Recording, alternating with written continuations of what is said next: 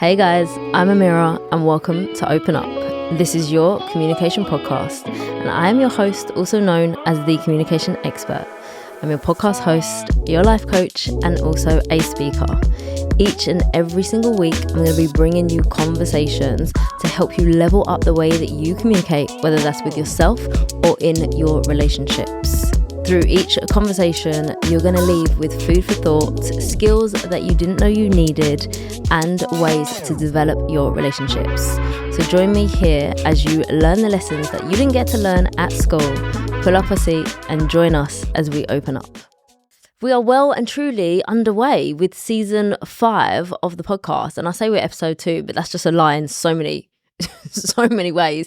It's my second solo episode of the season, but I've lost count. I think we're well on the way to 100 episodes. I don't think we're there yet, but we're on the way. And yes, guys, we're back for another installment about the wedding. Look, you guys asked for it, okay? So I really hope this is helping. Today, I actually want to break down how we planned a wedding in less than 5 months, because I think that has been one of the questions on the tip of everybody's tongue. Now, if you've missed the first episode of this season, we talked about how I manifested my dream dress, but really in a way to give you the tools and the principles around manifesting. And I think sometimes that can feel so incredibly confusing and you're like, where do I start? And actually, when you're manifesting, it's about how it becomes a habit in your everyday life. And for me, I start with gratitude, but that is not where you have to start. Anyway, there is going to be way more on manifesting later this season, especially when we get deep. We're going to talk about when you have those negative thoughts, those negative feelings. Is it a bad thing? Is it a good thing? Where are you actually manifesting from? And what do you need to shift at a subconscious level? But more to come later on in the season. So today we are talking about us crazy people and how we planned a wedding in 5 months or under. It's something like that. And you might be thinking it was an arranged marriage, but it was not. So we did it, and I'm so incredibly proud of us. I don't think I could have asked for it to be more special, but I want to take you through some kind of like key pillars today as to like where we started. And I think that a lot of people have messaged and said, Amira, like, I'm getting married, I don't know where to start. And I remember that feeling if we fast forward probably to like 10 months before and actually feeling like, where do we start? And then it feels so overwhelming, you don't start. And that can feel like so many things in life, whether it's about what's your next job move, do you want to leave, do you want to stay, whether it's a relationship, whether you want to go on a date. Like when things become too much and you've got way too many decisions, not everybody does the same thing, but you can hit overwhelm. And one coping mechanism can be to shut down or to avoid or to step back. So let's take us back on that journey and actually think about where did we start. So I'm going to give you a little bit of a context. And then, as I said, there's 4 key parts I want to take you through. So we got engaged the previous year. So if we're listening in real time, 2022. If you listen to this far into the future, then just know that we got engaged the year before we got married. That will probably make more sense. And we knew that the following year was the year that we wanted to get married. But the year we got engaged, we didn't actually do anything. We just kind of enjoyed that bubble. And I'm so glad we did, because it was fun. It was super, super fun being engaged. Absolutely loved it. But I also knew I didn't want to be engaged for a really long time. So once the new year hit, I was like, okay, are we doing this or are we not doing this? Because we need to take some action and actually make this happen. Now, I'm going to explain like how we approached it before I go into like the 4 key, I guess, pillars I want to take you through, because otherwise it just won't make sense. So we always knew from the get-go we were going to get married abroad. And lots of people have said, why did you get married abroad? Is it because it was cheaper? And I cannot say that ever was even a factor because it truly wasn't. But we just knew that we'd always get married abroad. And I think weather was a huge, huge component for us. And also we wanted somewhere that was going to represent us, like our heritage, our cultures.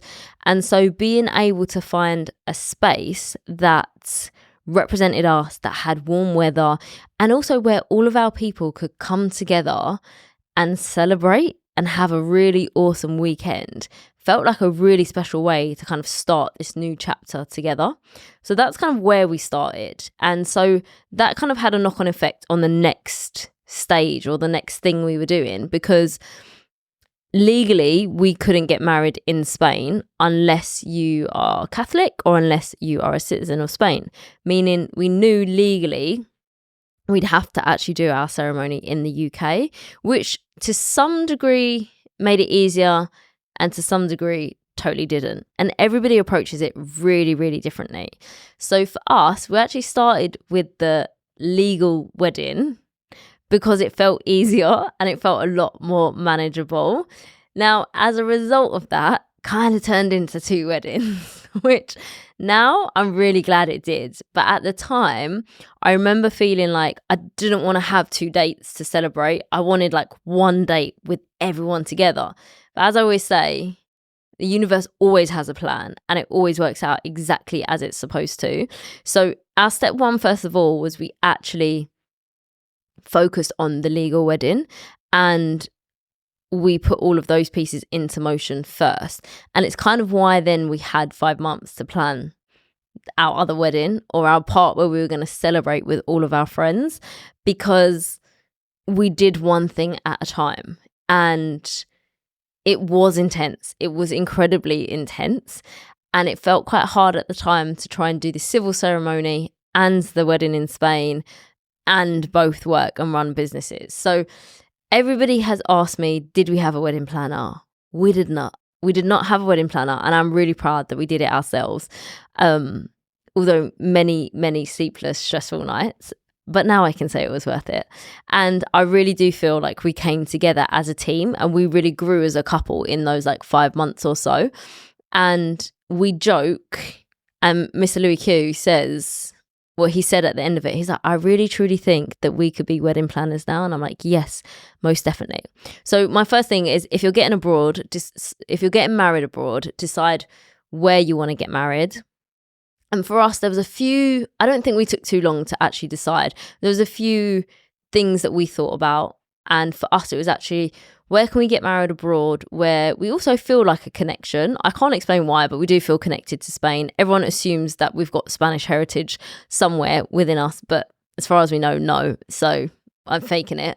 But also that once we decided that, we also knew like we could have done Greece, we could have done Italy. And I think we thought, where's an accessible place for our like friends and family to get to as well? So that kind of played a part in it. And it felt like Spain was our middle ground and worked really well. So that's kind of how we settled on it, in case anyone's at that stage and wondering, UK versus abroad, like which way am I going to go? Make the decision that feels good for you, honestly. And I had a few challenges, I think, from like my side in terms of, was it going to happen? How was it going to work with everybody? But we were pretty set on it. So that's how we did it. We then moved forward and focused on the legal wedding, which I'm probably not going to go into too much depth. I'll just like refer back to it. Because then really like the planning started. And the first thing I will say that we started with was, what are our non-negotiables? Now, if you are already part of my Instagram community, you know that every single Monday is how I start our week. Like, what's your one non-negotiable for the week? That means that no matter what the world throws at you, no matter how hard this week is going to go, what's the one thing you're either committing to, you're starting, you're stopping? Because over time that builds, and you will always know that that's the thing that grounds you. So whether sometimes my community will say that they're focusing on sleep, sometimes it's putting themselves first, sometimes it's not reacting to like family relationships. So everybody's really different, but I kind of took that concept and we applied it, and we said, okay, as a starting point, when we're looking at the whole entire day or event, what's important to us and what are the things that we don't want to compromise, aka our non-negotiables. And it came down to 2 things: food, no surprising, and music as well. And if everything else didn't perhaps go the way that we would have liked it or wanted to. We always said, as long as everyone is fed and as long as everyone has an incredible night dancing, then we'll be super happy, and it will have represented us and like our chapter of life and our love. So that's where we started. And so I will give a little bit of a background in terms of how we found the venue, because I feel that we definitely manifested that, so it links into the first episode of this season. But we actually said yes to the venue without seeing it in real life. And we were actually like looking for a break and looking for a holiday, and Louis found it and then shared, what do you think about this for a venue? And I was like, most definitely, like, this is it. I know I say this a lot, but I just knew. And so I messaged them, asked them if they had the date available. They said yes, and I said, great, we'll take it. They said, sorry? I was like, yes, we'll take it. That is our venue. Like, we are getting married here. I think they thought at the time, crazy people, who says yes is less than 6 months. Are they being serious? So anyway, we flew out, I think 4 months before. We actually saw the venue shortly after that, but where the planning really kicked in, we flew out 4 months before. And I would say that we got so much done in that week while we were there that it helped kind of move everything along. So once we go through non-negotiables, let's actually talk about controversial topics before we even think about like logistics and how we bring it to life, or how we brought it to life and what was really important for us. So we started with what was our non-negotiables. And we also, as well, when we got engaged, we actually ended up writing out our guest list.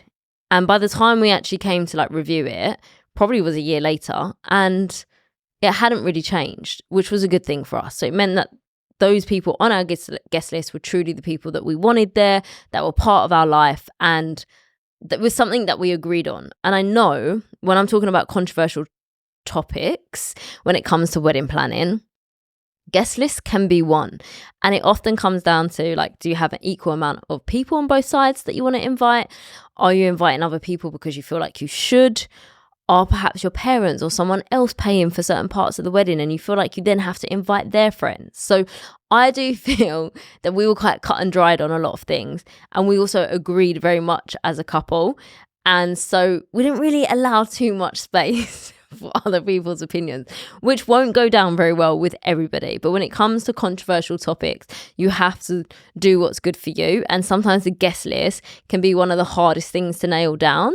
And also you have to kind of cut it off at some point. Unless you have an unlimited amount of money that you're willing to pour into it, then I'm going to guess for a lot of people, there's some sort of parameters or some sort of boundaries around that financially. So for us, we were pretty set on it.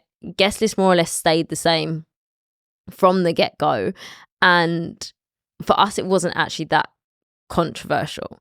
The only thing I will say is, seeing as we had the UK wedding and the Spain wedding, it ended up kind of 2 guest lists, because the London-based one was way more our family and our Spain one was way more our friends. And I will just say not everybody was massively happy about it, but when we look back, it honestly, truly was beautiful and exactly how it was supposed to happen. And the vibe was different in both events because of that, but in a really good, positive way. And it meant we were present for both in really different ways. So first thing to kind of tick off on controversial is guest lists. So get clear on how you both feel about it. What are you willing to compromise on? Does one of you have way more people to invite than the others? And go from there. Like, sometimes as well, you need consistent conversations around it. Okay, the second controversial thing from my side is I went with no bridesmaids, and I actually didn't think it was that controversial. I thought I was like quite relaxed about it. But for me, the reason I decided to not have bridesmaids is over the years, my friendships have changed massively. And there was an element of it for me that felt like I was going to rate my friends in a hierarchy in order to decide who was going to be a bridesmaid. And I think it's super different if you know that these are my like 3 core friends, or it's my sister and this person. So I think when it's super clear for you, like go for it. And this is not my episode to say do this or do that. It's more to share, this is how we did it and this is how we planned it and this is why it worked for us. And hopefully if you are planning and you're going through the process, then it's going to give you food for thought to be like, oh, well, I hadn't thought about that. Or actually they took this approach, but I definitely wouldn't do that. And I would actually take this approach. So even if it gives you clarity in that way, I'm hoping that that is going to be a good thing. So for me, bridesmaids wasn't something I wanted to do. And I also spoke to my friends and I asked them and I was like, do you want me to tell you what to wear?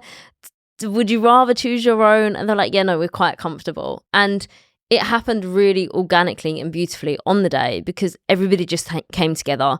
I felt so supported by all of my friends and I just didn't need them. So that's kind of like topic number 2 in terms of what's controversial. Okay, so the next, I'd say, controversial topic, and probably the last one I'll cover off in this episode, is whether you invite kids or not to your wedding. And in the beginning, we were really undecided because a lot of our friends are in that stage of their life where they have kids, or a lot of my friends were pregnant and about to have kids. So we were really undecided for quite a long time. And once we'd spoken to a few friends to really understand where they were at, we got to the point where we decided, okay, actually, what do we want? And what may also align with our friends? And we decided that this was a day where we wanted to all come together with our special people and celebrate like our love in this new chapter. And so we decided no kids. And once we'd spoken to our friends, I would say that they were mainly okay about it. And to any parents that I'm speaking to, it was also a nice little mini break for them. So as much as they love their kids, like parenthood is full on. So I really truly feel like we made the right decision. And I feel like in the end, most of my friends understood that. And for me, it was understanding that it's a day where I wanted adults to come together, and I think it just has a different tone when you've got young kids there as well. And I also think, like, is it fun for them? Like, is it actually fun? So you can totally disagree with me on this one, but that's what we decided. So I feel like that's probably big controversial topics, like tick tick tick. Okay, so big piece I want to get into before I'm even going to get into like logistics, where do we start, task list, how did we do it, is authenticity, because we know that it's at the core of what I do. A really, really big part of how we wanted our day to evolve was for it to be authentic and represent who me and Louis are as individuals, our backgrounds, how we've grown up, and also how we've come together. And there was lots of things that we did along the way to create like this story and this journey, because we wanted everyone to feel like super loved and super appreciated. And obviously gratitude is so big for me. So it was important to kind of encapsulate all of that. So there was lots of things that we personalized throughout our journey, and probably like decisions we made that you perhaps wouldn't make. So for example, we didn't send like any of our invitations or save the dates in print. We sent everything digitally via digital invites, WhatsApp messages, and that's kind of like how we continued for the 5 months. So something that was personal for us was, from the beginning of the invitation, the first invite had a mood board on it. And the reason being is Mr. Louis Q would send a mood board for every single date we went on. And that's because he'd plan it and it would be a surprise. So we themed our wedding, which I think the guests, when they turned up, were like, this makes so much sense. But from the get-go, we started with all the things that were personal for us. And that's how we essentially then wanted to kind of tell our story. So we kicked off with a mood board, everything was digital, and all our guests had a theme. And there was like a certain colour palette that they could choose from, which represented me and Louis and also matched the venue. So from an aesthetic point of view, beautiful. So once we kind of started with that, we also then dropped in WhatsApp videos like every 2 weeks to our guests, and this was so that we could update them in a super informal way, that was like seeing us for like a minute and telling them what they needed to do, or an update on flight information, because there is a lot to do and to plan when you are planning, when you're planning a wedding, full stop, when you're planning it abroad and you're communicating with people in their second language. Like, trust me when I say so much can get lost in translation. And that was something that was actually quite difficult. Although we had an incredible team, absolutely incredible, like, stuff still does get lost in translation. And when you're here and they're there and you're doing this in like the most time pressurized environment, it is intense. That's all I'm going to say. It was super intense. So in terms of all the other things that we did that were like super personal to us, super authentic. So we did everything digitally. We had a mood board. We ensured that we took people on that journey with our videos, with our like WhatsApp updates. And we also had things on the day, which these were all the things that got done last minute. Because when I take you through logistics, there was a hell of a lot logistic wise to sort out. And these were all the bits that we knew we wanted, but we just weren't sure if we were going to get in time. And this is like so much under pressure. So photos are really important to us. So we essentially created our selfie mirror and kind of pulled that together ourselves. We had personalized newspapers, which essentially shared our story, like welcomed everybody to the day, gave them a recap of like timings and what they could expect. And of course, we had a QR code for pictures because we wanted them to scan and upload. And we have friends that are so creative in their crafts. So we're like, let's do a competition for the person that's going to get the best shot. And we had some pretty epic shots. So they were probably like just some of the key things that we did. And then one other thing, I guess that was probably the thing that our guests commented on the most, was around, for their name cards, we wrote out a personalized message for them all that they could essentially put into their back pocket and take away as a business card. And it was like our message to them to say thank you for being there, but why we appreciate and love them in our lives. And I think out of everybody, like, I think almost every person was like, thank you, like, this super touched us. And it was probably like seeing everybody's face light up made the work to get those done and printed like amazing and so worth it, because I think they took us a long time and we were so close to missing the printing deadline for that. So that was a big thing, and just to really ensure that like our guests felt part of our story. I think how people felt was really important to us. Okay, let's go through logistics, because I feel like this is a big thing in terms of like, where do I start? What do I prioritize? It feels like I've got so many people to liaise with. The one thing I would say when you're planning a wedding is you can start with the big things and tick off the big things. As you go, you're going to learn. Like, there will be things that you didn't think about. There'll be things that you didn't account for. And if you have a wedding planner, then hopefully slightly differently, because they'll take a lot of that pressure off and they'll do a lot of it for you. So let's kind of go through logistics in some sort of like order that's going to be helpful to you. First thing we've talked about already, so don't want to talk about it too much, but is venue. So decide your location, decide where you're going to get married, and then whittle down your location. Now, obviously, if you're abroad, it's different. I have a friend who I recently spoke to, and she's recently got engaged this year, and she did something really similar to us, and they're getting married abroad, and they found it online, and they were like, yep, this is the place.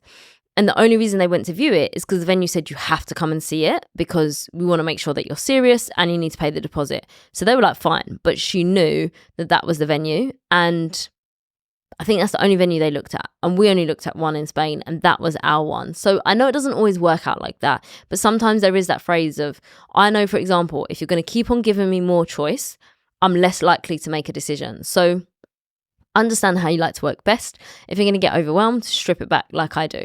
So nail down your location, nail down your venue, because from there you can then start to decipher, like, who do I need to contact? What suppliers do I need?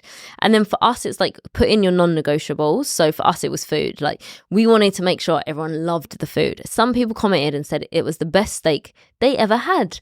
And I can't take credit for that because I didn't do the cooking, but I'm really happy. Like, food's really important in my culture, and also Louis. And so my worst nightmare is anyone leaving that wedding and they went hungry or that they didn't have enough drink. Like, that's actually my nightmare. I was like, nope, that cannot happen.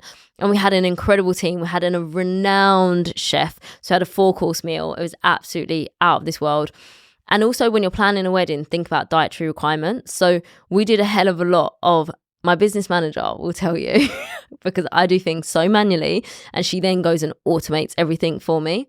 It's why she's incredible at what she does.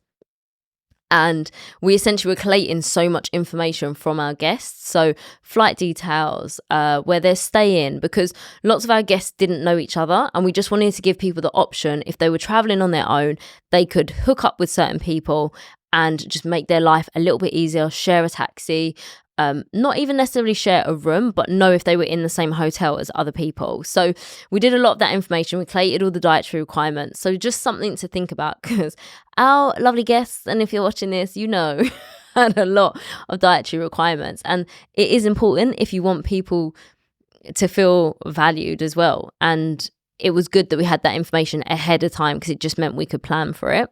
So food was really important. And that was kind of like the next thing that we got underway. It's also so fun to do the food tasting. I don't think I've ever drunk so much alcohol in my whole entire life, even though I felt like I was just sipping. So food tasting was beautiful, and enjoy that process. And just think about as well, like, it's fun. If you like being creative, I like putting dishes together, but also, like, most venues will recommend what goes together. We had an incredible like chef, like absolutely head of was, he knows what he's doing, he's renowned in what he does. And then we did a little twist on dessert, because churros are my favorite dessert, in case you didn't know. And we actually had an amazing local person who supplied this for us and came and delivered them hot and fresh on the night. So food was really important. That's another thing to kind of tick off. The other thing as well is, there's 2 things. I'm going to say decoration and I'm going to say production, because I think this is where the costs start to mount up that you didn't account for. So again, this will come down to like your vision and what is important to you. So when we said food and we said music was also about how do we take everyone on this journey throughout the night. And we knew that if we were going to spend money, they were going to be the 2 places that we were going to spend money. So I'll come back to music in a second. So thinking about your production and also like your decoration for your event as well. So like I said on the first episode, I love Pinterest. So I had this vision of what I really wanted the flowers to look like. And if you don't know, you will know flowers are actually extremely expensive, whether they're for a wedding or not. But I was absolutely adamant that this was going to come to life. And I just really thought, like, this is how I want to feel. Like, they look incredible. They look beautiful. You guys also know, if you're on my Instagram, like, I buy myself flowers at the end of every week. That is my gift to myself, to say, congratulations, you made it through the week. Good week, bad week, whatever challenges, whatever hurdles. That is my act of self-care and love to myself. Even when I have a terrible week, even when I'm feeling so low. So flowers also represent that for me. And I would like to say that my Pinterest board did come to life. I told you, power of visualization. But there was also as well, and I guess this is a really important point in terms of, this is a communication podcast and around negotiating. So it's one of my strengths, and I am very good at negotiating. And so I just looked at the team, they looked up at me like, yeah. It is my strong point. And I always say that we sometimes don't feel confident going into a negotiation because we don't want to lose. And there's some great, incredible resources on negotiating, which I'm actually going to tag in the show notes. And I'm going to do a couple episodes on this. I think last season we talked about influencing, and sometimes we don't realize like how we're influencing on an everyday basis. And we can look at influencing as manipulation, but it's not. So I also want to talk about negotiating, because you need to negotiate in your every single day, your daily life. That's the word I want to say. whether that's like in your job role, in your career, whether you're negotiating with your partner, like whose turn it is to cook dinner. So it's actually a skill set that you do need to know how to do. But I'm just going to say for now, because otherwise this will open up a whole entire episode, that I negotiated well for our wedding, and that was really helpful. Now, in terms of production, I would say this covers off things like photography, videography. Yes, I put flowers in there because it depends, like, what do you want them to look like? It also covers off things like lighting. So there were so many things that I didn't account for, such as lighting. The lighting is not cheap. I'm just going to put that out there. So really understand, like, what type of production do you want to put on for your wedding, because it can get crazy. But if that's what you want and that's what's important for you, then that's totally going to be something you're going to want to do. And I think for us, I had this incredible vision of like these chandeliers like hanging over dinner. Bear in mind we were outside, okay? So this was like when it got late at night, and I was like, these chandeliers are amazing. This is going to look so beautiful. I got a quote for them. I think the chandelier quote was like 10 grand. I was like, oh, sorry, like wrong person you're talking to. And I was like, nope, not in that bracket. And I rewound. But like in my head, that's generally what I thought we were going to have. So I think as well as you go through the process, you really understand like, what am I willing to spend on, or like how important is this to me? So really just think about like that production. And like for us, we didn't have a videographer, but we had an incredible husband and wife team to photograph, and they were incredible. They were dancing with us the whole night, and it really felt like they were part of our day. And I think all of our guests said it as well and commented on their energy. And like for us, it was about bringing everybody together and the energy. Anyway, let's keep this about logistics and production. Otherwise, I'll just talk about energy. So for us as well, we decided photographers, not videographers. And I think we were completely fine with it. We didn't need it. And having done the wedding, yep, totally okay with it. And also when it came down to photography as well, we weren't actually that specific about like, we want this shot or we want that shot or make sure we get this. And maybe it's because we both do content for a living. I don't know. But I just really wanted to be immersed in the day. And I can fully say hand on heart, like we trusted our photographers and they have more than delivered, and we haven't even seen all the final shots yet. So again, like that production, like what level, what is important to you? Things like flowers as well. Think about in terms of like, do you want a flower arch? Do you want aisles down the flower? Do you want flowers down the aisle even? No, I've been talking too long. That's my sign. Also as well, like flowers on the cocktail table, flowers on your dinner table, like it does add up. So just think about what is it that you want. And we had a few friends who are getting married next year that came and they said, oh my God, guys, there's so much we haven't thought about. So just know that there is loads. It's an event that you're planning, and it's probably a very big event in your lifetime that you're organizing, and there is lots to it. So from a logistic point of view, automate what you can. I don't like spreadsheet. I absolutely hate a spreadsheet, but have your way of collating information so you can refer back to it easily. And what you're going to need to organize and sort out is going to depend on like where you're doing the venue, who's paying, how much help have you got. And I think we did a lot of it ourselves, but that's kind of what we took on, and we were okay with that. So whilst we didn't have a wedding planner, I do think our organisation skills we have executed meticulously, and it was most definitely worth the sleepless nights. So I'm sure that I could go on and give you like every single detail, but I guess I'll leave it on where we ended our nights, because we did it as a 3-day retreat, and we called it the Quay Retreat. And it's because we wanted our guests to really come and feel immersed. So there was an event the day before and there was an event the day after. And where we ended our wedding night was with one of our closest friends, DJing, who's a renowned DJ. And we had a surprise for everybody, which was a club. And it was the way that we kind of like ended the night and danced the night away. And again, that was our thing that was important. So we'd kind of taken everybody on this journey music wise. We started with a live Spanish guitar player, which was beautiful. And then the music kind of changed throughout every segment of the day. And our nieces sing professionally. So one of them sang at dinner, and then by the time our friends started DJing, it was old school R&B to kick off the night. So most definitely, as you can tell, I relive it, and I smile so much. So whilst I hope you've enjoyed the story and a very, very different episode from yours truly, I also hope that it's given you like food for thought in terms of if you are planning, and giving you some things to think about and some pointers and some tips. And remember 2 things: in the scheme of your whole entire life, it's also just one day, but also it's only you and the other person getting married. So think about what's important to you guys and how you get to represent your love and your story, because it's only yours to tell.